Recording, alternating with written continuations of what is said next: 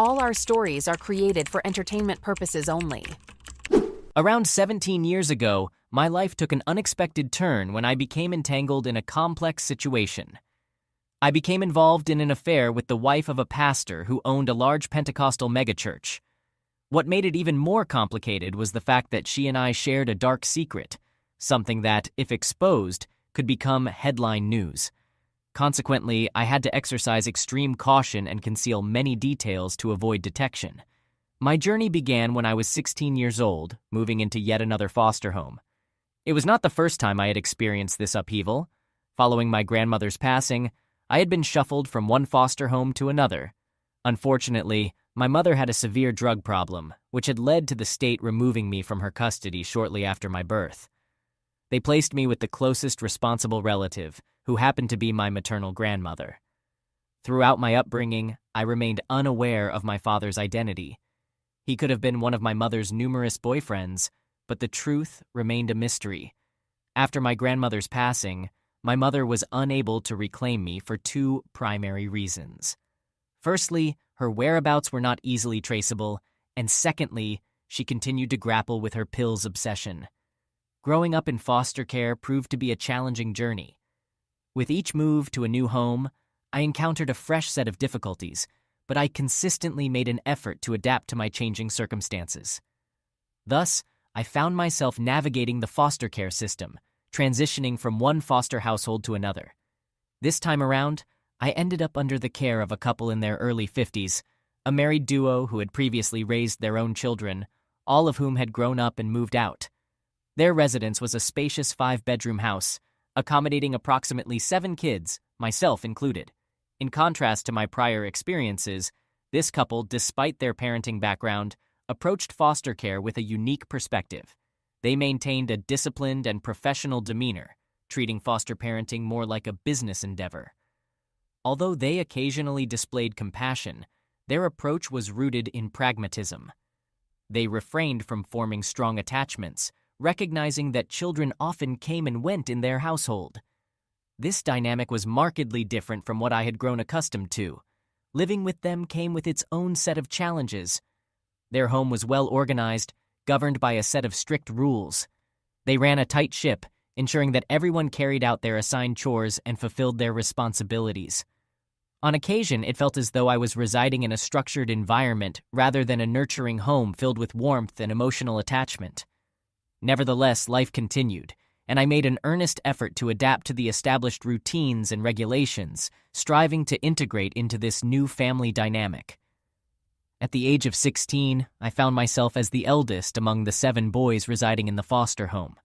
The couple had devised a distinctive strategy aimed at maximizing their financial resources. Instead of expending funds on groceries, they directed us to seek assistance from soup kitchens and weekly pantries to procure our essential needs. This approach allowed them to avoid incurring food expenses, with their primary financial obligations limited to the mortgage and utility bills for the house. In essence, the couple was running a foster home as a profitable business venture, and we, the children in their care, were viewed more as sources of income rather than as children in need. Consequently, we lacked a personal connection with them, leading us to form stronger bonds amongst ourselves. Given that all the other children were younger than me, they naturally looked up to me, and I assumed a mentorship role. I guided them through their schoolwork, assisted with cooking, and ensured everyone fulfilled their assigned chores and responsibilities. Despite the unorthodox arrangement and the couple's business-oriented approach, we managed to establish a makeshift family among ourselves. In the absence of strong connections with our foster parents, we discovered support and camaraderie within our own group. As we continued to visit the local soup kitchen, I had the opportunity to meet a woman named Mrs. Carroll, a fictitious name used to protect her identity. At that time, she was 36 years old and frequently volunteered there alongside her husband, James, who happened to be a local pastor. James, aged 42, and their 2 children, a 5-year-old boy and a 7-year-old boy, would accompany her on these occasions. Through these weekly encounters at the soup kitchen, I got to know Mrs. Carroll better. We would exchange pleasantries, and she came across as friendly and approachable. On a particular day, while she was performing her usual duties of serving meals, she encouraged me to consider volunteering earlier. She mentioned that they occasionally faced challenges in finding enough volunteers. I readily agreed to volunteer and assured her that I'd arrive early for the next opportunity. Staying true to my word, I showed up promptly for the next volunteering session, even bringing along my foster brothers to assist. Our presence proved to be more than sufficient to help with their needs, and we eagerly contributed by serving meals and assisting with cleanup afterward. Being part of something positive was a rewarding experience, especially considering the difficulties we encountered in our foster home. Mrs. Carroll's kindness and the chance to give back to the community introduced a new dimension to my life. Mrs. Carroll struck me as an exceptionally kind person. She consistently wore a warm smile, and I valued the positive atmosphere she brought to our interactions. It wasn't until one day, after we had finished serving meals, that I discovered her husband James was a pastor. She extended an invitation to me and my brothers to attend one of their church services. At that point, I hesitated as I lacked any personal connection to religion and had never set foot in a church before. Nonetheless, I held a favorable opinion of Pentecostal churchgoers because they had consistently extended a helping hand to me throughout my life. Despite this, I remained uncertain about accepting Mrs. Carroll's persistent invitation. It took several more instances of volunteering at the soup kitchen before I had the opportunity to meet James, her husband. He appeared to take a liking to me, recognizing and appreciating my diligent efforts in cleaning up the kitchen. My energy and friendly demeanor earned his approval, although his pastoral duties kept him too occupied to volunteer regularly. Despite my initial reservations about attending their church, the positive experiences with Mrs. Carroll and James began to broaden my perspective, and their kindness made me contemplate giving it a chance. Eventually, I made the decision to go to the church with two of my brothers who were closer to my age.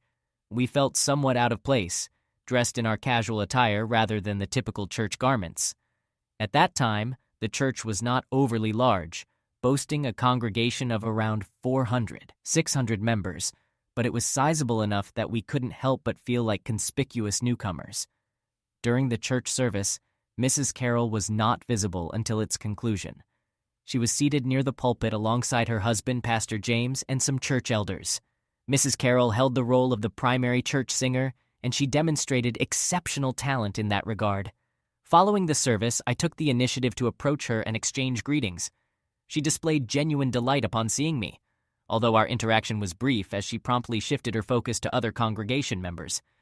In the subsequent weeks, my thoughts often gravitated towards Mrs. Carroll. Her consistent kindness to my brothers and me left a lasting impression, and I eagerly anticipated any opportunity to encounter her. During our volunteer sessions at the soup kitchen, I frequently inquired if she required any assistance, hoping to engage in more conversations with her. Her presence had a captivating quality that left me feeling our connection was evolving beyond the occasional greetings we exchanged at the soup kitchen. One day, Mrs. Carroll confided in me about her recent family relocation. Unfortunately, the movers had overlooked some items, and she found herself in need of assistance. As her husband, Pastor James, was occupied with his pastoral duties, she wondered if I could offer a helping hand. I readily agreed to help. Following the closure of the soup kitchen, one of my brothers and I accompanied Mrs. Carroll and her children in her car to her new residence, conveniently located not far from the soup kitchen. During the car ride, we engaged in conversation, and I shared my life story as a foster child with no knowledge of my biological parents. Mrs. Carroll expressed empathy for my circumstances and inquired about my aspirations. I revealed my dream of pursuing a career in music and recounted my previous involvement with friends in learning to play musical instruments, which had faded due to my lack of a cell phone or internet access. Sharing my dreams and challenges with Mrs. Carroll felt oddly comforting.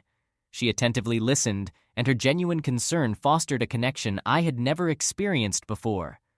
Following our assistance with the move, Mrs. Carroll pleasantly surprised me by taking me to Walmart and purchasing a Nokia cell phone for me.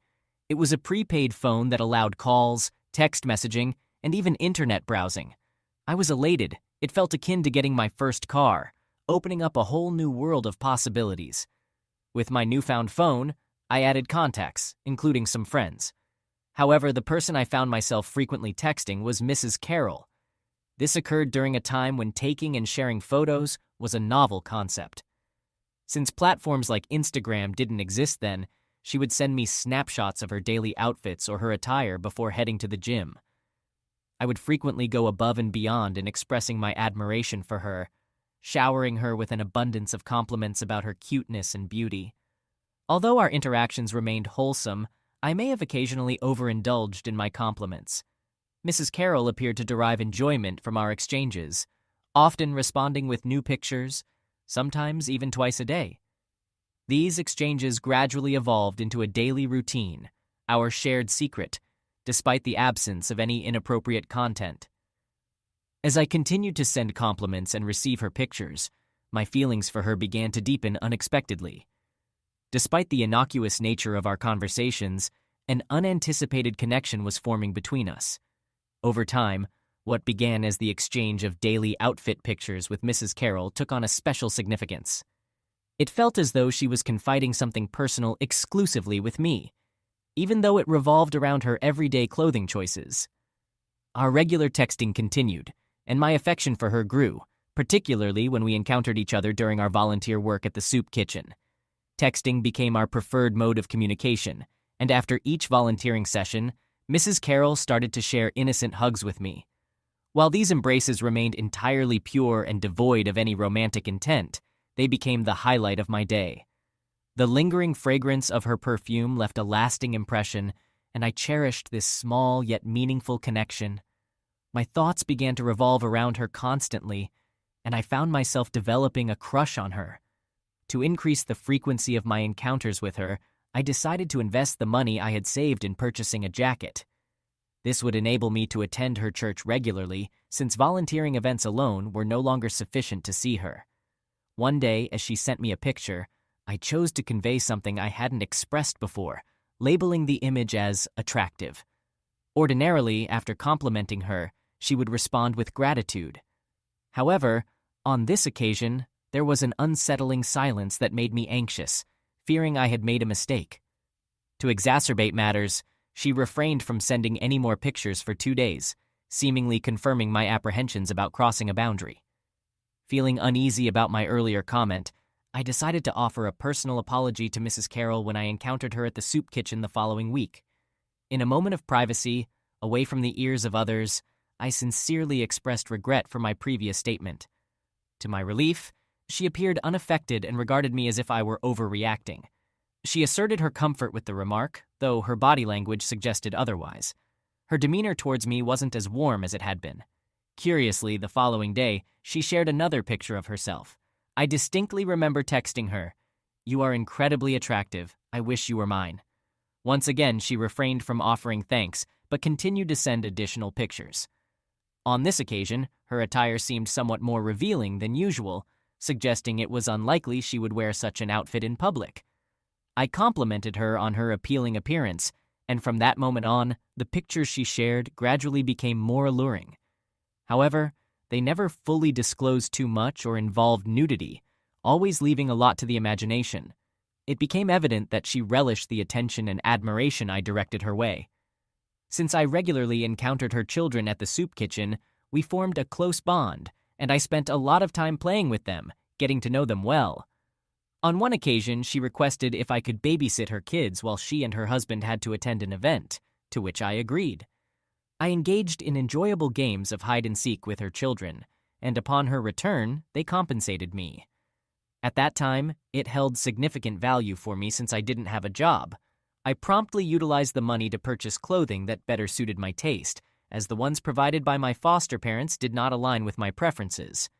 We grew closer, and on occasion she would send me playful and flirtatious pictures that hinted at something more intimate without explicitly revealing anything. In response, I would express my desires, sharing my wish that she were mine and detailing what I envisioned. However, she never replied with words, and we never broached the subject in our conversations. It remained an unspoken aspect of our text messages. During one of my babysitting sessions, after her return home, we engaged in a game of hide-and-seek with her kids. As the youngest child was tasked with finding everyone, I concealed myself behind the closet door in the darkness. Unsure if she couldn't find a hiding spot or simply wanted to join me, Mrs. Carroll decided to share my hiding place. With her back pressed against me, we stood there, unable to ignore the romantic tension that had been steadily building for months. My desire for physical contact with her grew, and I began to initiate it. She eventually turned around and we passionately kissed and explored each other's desires. Our interlude concluded abruptly when her children called out to us. As I pedaled my bicycle homeward, a profound sense of happiness washed over me as I savored the cherished memories. Subsequently, she ceased sending pictures, and I refrained from texting her until she requested my babysitting assistance the following week. Upon her return, she treated her children to pizza. While they dined, we discreetly retired to the bedroom and engaged in an intimate encounter, marking my inaugural sexual experience. Henceforth, she initiated contact via text, and I would promptly ride to her residence, even in the absence of babysitting duties.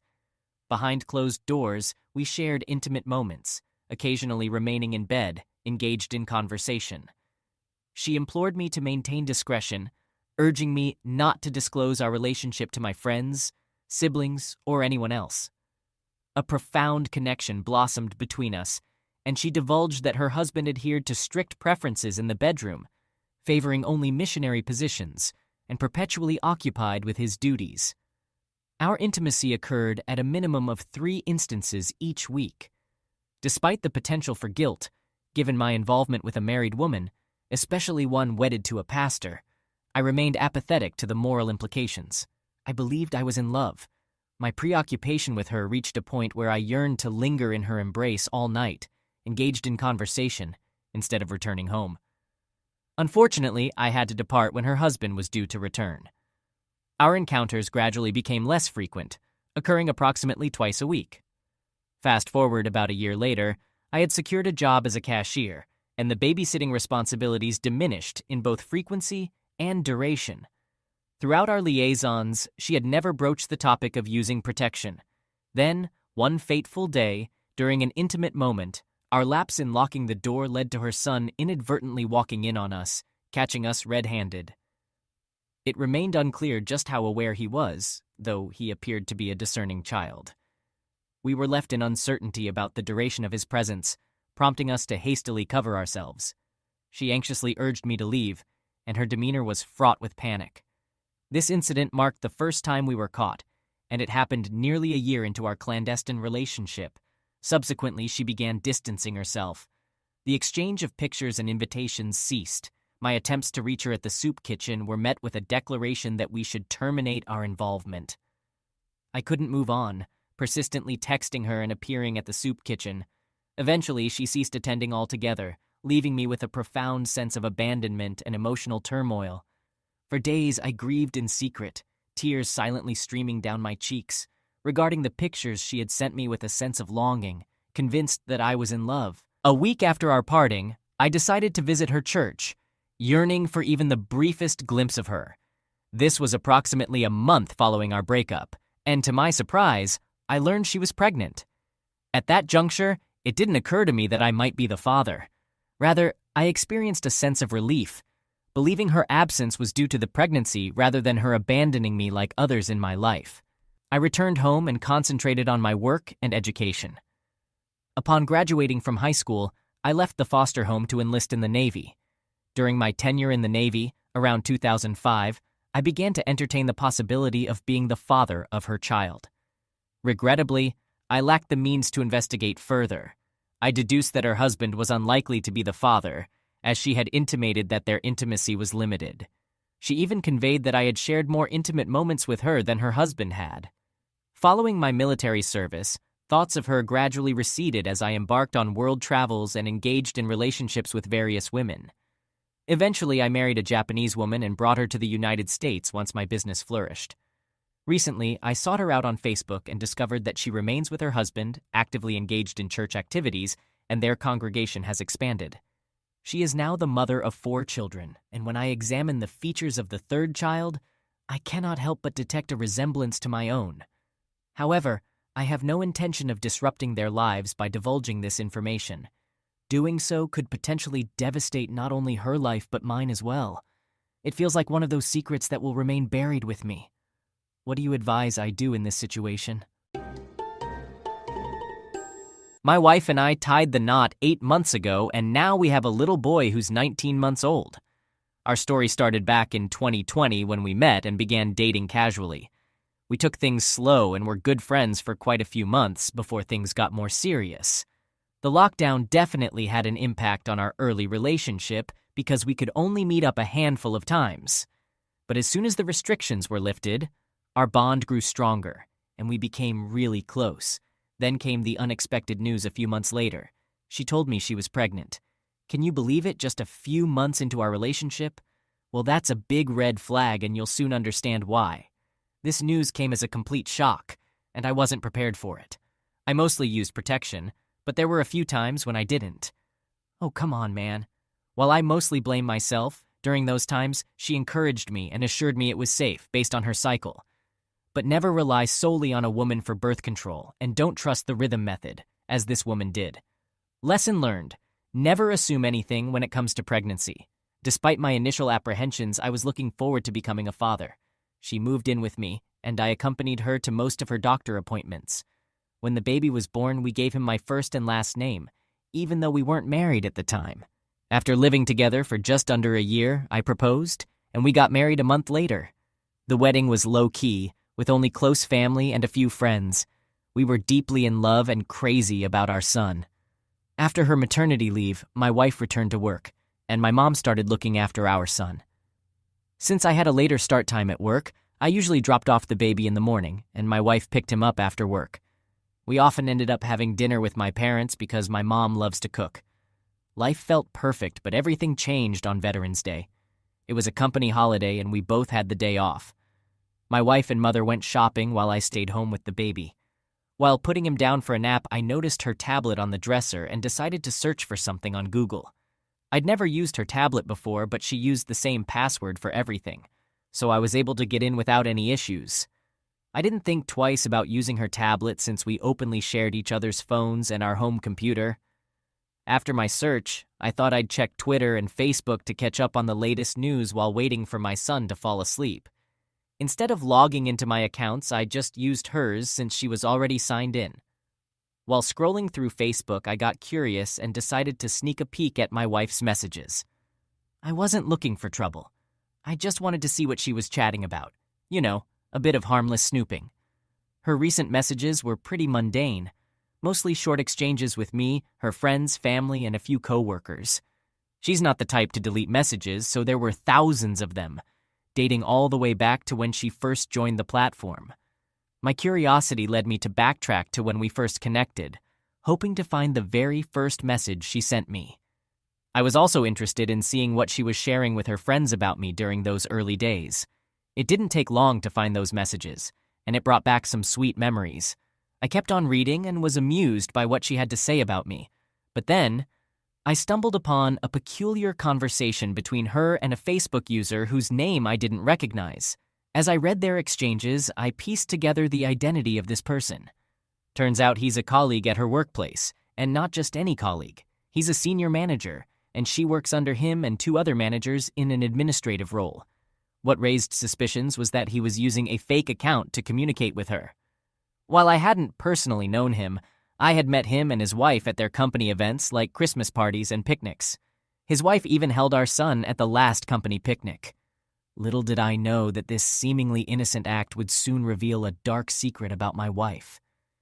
As I delved deeper into their messages, I was hit with a devastating revelation. My wife had been involved in a physical affair with this man for quite some time. From what I gathered, it had begun several months before we even met, and continued for several months afterward. The pain of this realization was unbearable, and I have to admit, I cried like a baby while sitting beside my son's crib. But the worst was yet to come. As I read further, I stumbled upon a set of messages where they discussed her pregnancy. My heart sank when I saw a message in which he asked her whose baby it was, and she replied that she wasn't sure. It was like a punch in the gut, and I felt nauseated. The idea that my son might not be mine was inconceivable. I couldn't believe what I was reading, and I wanted to scream and punch the wall right then and there. In his next message, he suggested that she should consider getting a termination, just to be safe, since she was unsure of the child's paternity. He told her that the company's insurance would cover it, and I would never have to find out. My wife responded, saying she couldn't do that. He followed up somewhat ominously, stating that it was her decision, but he didn't want any trouble down the road if the child turned out to be his. He made it clear that he had no intention of divorcing his wife and warned her not to even think about it. She didn't respond, and that marked the end of their communication. There wasn't any other message exchange between them that I could find. All these messages date back to 2020, with the last one being over 2 years ago, right before she revealed she was pregnant. It's pretty evident she trapped me with a child that might not even be mine. That's the cold, hard truth of the matter. It seems like she was head over heels for her boss and possibly intentionally got pregnant, thinking it would tie him to her, and he'd eventually leave his wife for her. Well, it's clear he wasn't up for that plan. So when she realized her dream guy wasn't taking the bait, she thought, okay, what's plan B? Oh, let's cling to this nice guy I've been dating. That's what I suspect went down. I felt like a complete fool. I'm not entirely sure why she didn't delete those messages, but I'm darn glad she didn't. Maybe she had some devious plan to use them against him someday. Who knows? As I watched my son sleep, my emotions shifted from deep sadness to intense anger as I contemplated what she had done to us. I considered confronting her with my mother present as soon as they got back, but then I thought maybe I should have all my ducks in a row before doing that. When they eventually returned, I tried to act as normal as possible, but my mom noticed something was off with me and asked if I was coming down with something. I assured her it was nothing, just a bit tired from chasing after our little whirlwind all day. She chuckled and mentioned how exhausting he could be, completely buying my story. The next day at work, I found it hard to concentrate because my mind was preoccupied with what I needed to do. The top priority on my list was getting a DNA test, so I scheduled an appointment for later that week. On the appointed day, I took some time off and swung by my parents' place to pick up my son. My mom seemed surprised to see me. I explained that I had a few errands to run for work and thought my son would enjoy a car ride. My mom's got a pretty good BS detector, but she accepted my explanation, and off we went. In the days that followed, I was a wreck, anxiously waiting for the DNA test results.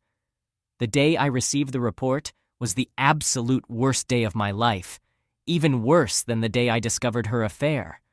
I'll never forget the dreadful feeling that washed over me when I opened the report and saw the negative results.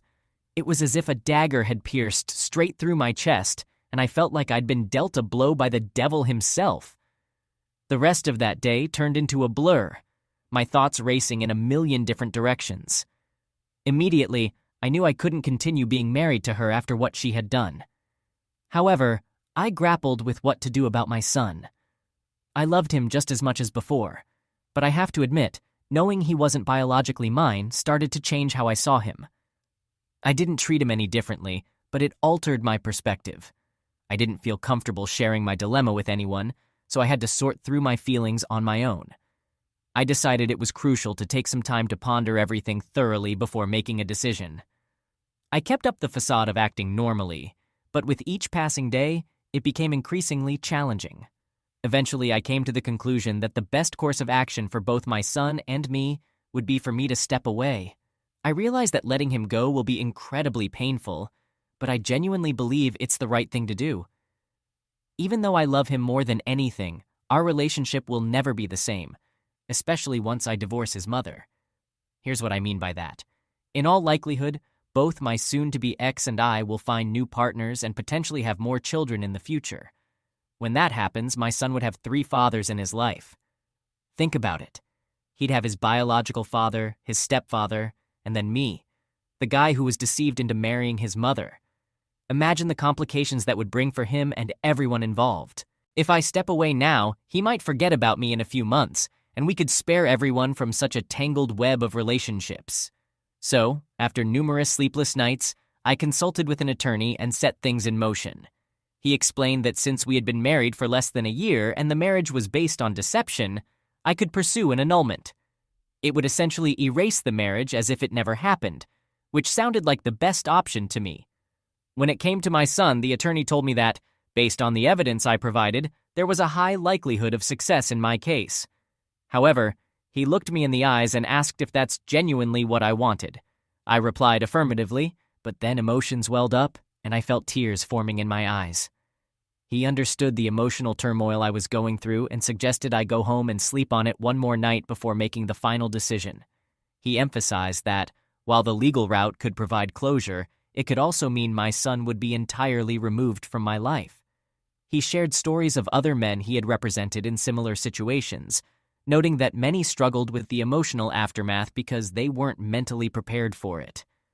I thanked him and left, feeling completely drained emotionally. I drove around aimlessly, trying to make sense of everything, and then eventually returned home to spend the evening playing with my son. When he finally dozed off in my arms, I carefully placed him in his crib. As I watched him sleeping peacefully, tears welled up, and I couldn't hold back my emotions. Fortunately, my wife didn't hear my tears. Later, she came looking for me and found me lying on top of our bed. I pretended to be asleep, and she gave me a gentle kiss on the lips, unaware of the turmoil within me. While she kissed me, all I could think was, "You deceitful woman, you're acting as if everything's fine, like you've done nothing wrong." That night, I tossed and turned, getting barely an hour of sleep. Thoughts of my son haunted me, and I started questioning my decisions, including the choice to divorce. I wondered if, in 20 years, any of this would even matter. Would I regret my choices on my deathbed? Ultimately, I resolved to stick with my original plan. The next morning, I called my attorney and informed him that I wanted to proceed with the divorce and paternity filings. He assured me he'd start working on it, but mentioned it might take a couple of weeks to get everything in order. In the meantime, he advised me to continue living in our home and maintain a facade of normalcy until the paperwork was ready. A few days have passed since then, and I've been struggling immensely. The thought of walking away from my son tears me apart. I dread that day, but at the same time, I can't wait to put this chapter of my life behind me. Update. 3 weeks have passed since my last update. I'm currently sitting here, watching the sun go down in Playa El Zante, El Salvador, and reflecting on my life. I thought it would be a good time to share what's been happening. About a week after my previous post, my attorney completed all the necessary paperwork for my divorce and paternity filings. With everything prepared, it was time to put my plan into motion. My first step was to have a heart-to-heart conversation with my parents. To say they were devastated would be an understatement. They were both deeply affected, especially my mom, who has been a significant part of my son's life. While they expressed their full support, my mom did ask if there was any way I could find it in my heart to continue being a part of my son's life. I told her I would love to, but the situation had become too complicated. I reiterated the reasons I mentioned in my original post, and my parents respected my decision. It's great to have their support, and even though they had some initial reservations, they seemed to understand that this is the best course of action for all involved parties. I explained that I would be moving all my personal belongings to their house and would stay with them until I found a new place. I also shared my plan to confront my wife at our apartment when she came home that evening. I wanted both of my parents to be there to ensure things didn't escalate and to look after the baby. During the confrontation, I didn't beat around the bush. I confronted her directly about her affair with her boss, which left her stunned and in tears. She started explaining, and I assured her she would have plenty of time to speak. However, I had more to say. I handed her the DNA test results, revealing that I wasn't the biological father of our son. Her reaction was intense. She screamed no and buried her face in a couch pillow, crying. I let her cry without saying a word for what felt like an eternity. Eventually, she sat up, apologizing and insisting that I was our son's one and only father. I corrected her, stating that I wasn't. She pleaded with me not to say that. That's when I handed her a folder containing the divorce agreement and a petition to disestablish paternity. Her reaction was loud and emotional. She threw the folder on the floor and continued crying. She begged me not to leave them and asked for a chance to explain. I told her the floor was hers, and I was willing to listen. Instead of engaging in conversation, she excused herself and headed to the bathroom to grab a tissue. She spent a good 15 minutes in there before I became concerned and decided to check on her. She assured me she'd be out shortly, but it took another 10 minutes before she finally emerged. This is another example of someone being caught off guard and needing time to come up with excuses or what to say next. When she finally emerged, she wasn't in tears anymore. Instead, she expressed deep remorse and acknowledged that the affair was a terrible mistake. She claimed that she ended the affair around the time we became serious, although there was some overlap. She maintained that she had been completely faithful to me ever since, including throughout our marriage. I told her that I believed her, but it didn't change the fact that she had cheated, and the child wasn't biologically mine. She then admitted that she wasn't 100% sure I was the father back then, but felt strongly that I was. She tried to shift the conversation, saying that it didn't matter if I was the biological father or not. She argued that our son loved me more than anyone else and pleaded with me not to leave him. It was clear she was trying to guilt-trip me into staying. I had anticipated this and stood my ground, despite her tears and begging. She was emotionally distraught, and my mother ended up spending the next 3 nights with her and the baby until her own mother arrived. I, too, was emotionally drained and needed some distance from the situation, so I took some time off from work and decided to come here against my parents' wishes. They were concerned about my fragile mental state, but I assured them I'd be okay, and being away has helped clear my mind. My soon-to-be ex has been bombarding me with calls and texts, but I haven't engaged in conversation. I've replied to a few of her texts, and she's been pleading with me to stay. While I do feel some sadness for her, I've remained firm in my decision not to waver. Currently, both of my legal cases have been filed, and I'm waiting for a court date. I do feel a sense of relief, but I'm missing my son terribly, and that pain is still very raw. However, with each passing day, I'm gradually starting to feel a bit better. 2 days later. Just wanted to quickly touch base and address a question I've been getting a lot about why I chose to move down here. I needed a break from everything, plus this place is the first country to make Bitcoin official currency. I got into Bitcoin way back in 2012, snagging my first batch for less than $10 each.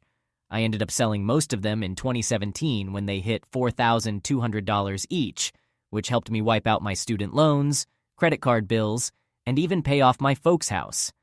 I also treated myself to a couple of new rides, invested a good chunk in mutual funds, and took a break from school to explore Europe for a year.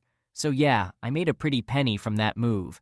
But get this, Bitcoin's price soared to over $42,000 recently. Just imagine the fortune I'd have now if I'd just hung on to them a bit longer. At the time, I thought I was the king of finance. But looking back, I kind of kick myself because I could have been sitting on a mountain of cash if I'd just waited a few more years. Still, I've done pretty well for myself and I've got a few Bitcoins left in my pocket. Not enough to quit working forever, but I'm getting there. Update. 10 months later. The annulment and paternity challenge cases are all wrapped up, and I've officially cleared all my marital commitments. I've embarked on a new job that has me splitting my time between the United States and El Salvador. During one of my visits to El Salvador earlier this year, I completely fell in love with the place. It was during that trip that I had an unexpected encounter with the CEO of a blockchain company while chilling at the beach bar.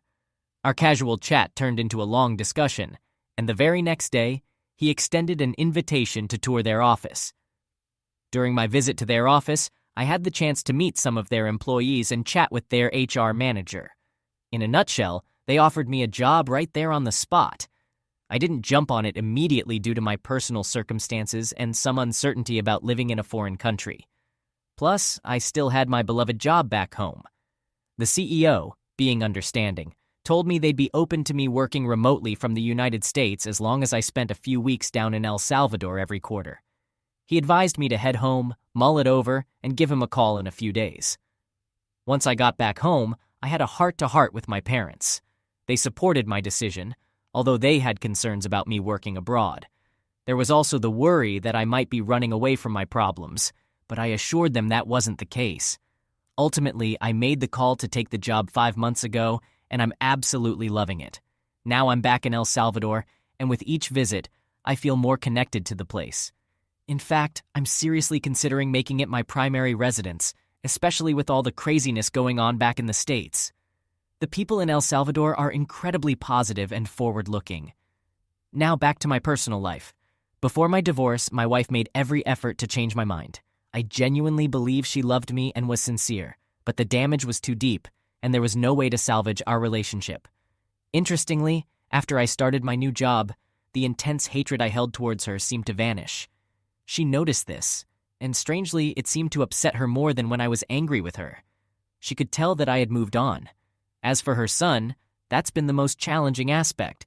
But even that has turned out okay. My mom still looks after him, and I've dropped by a few times to have lunch with him when he's been there. However, he needs to be cautious about this. While his mom and my parents really love the child, maintaining that connection with him can be tricky. The first time I saw him after several months, his eyes lit up, and he gave me a big kiss and hug. He still remembers me, but I think he sees me now as just a nice guy and not his dad. He's an incredible kid, and I'll always cherish the memories we've shared.